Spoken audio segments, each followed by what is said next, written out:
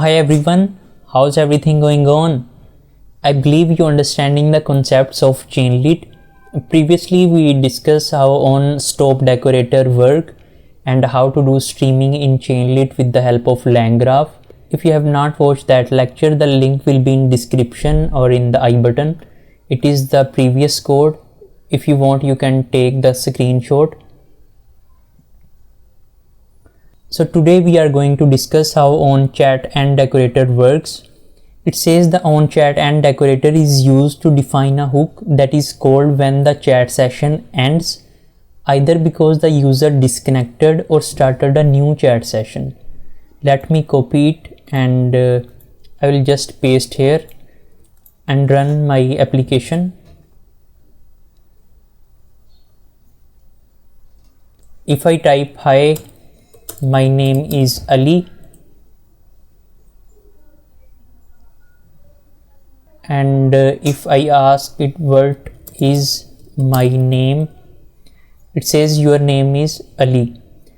If I close this session, you see it printed the user disconnected. It printed this line of code, means our this function runs successfully whenever user end the session. If I reopen the session again and I ask what is my name, you see it says I don't have access to personal information. It is the new session created by Chainlit. It was the previous session in which I mentioned my name and it forget everything. If we see the state here, you see the final state is just what is my name, and its AI response is I don't have access. So these previous conversation it forget. Why?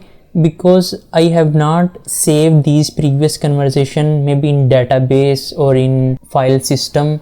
So first of all, I need to store these previous session history in database, then I will be able to access it.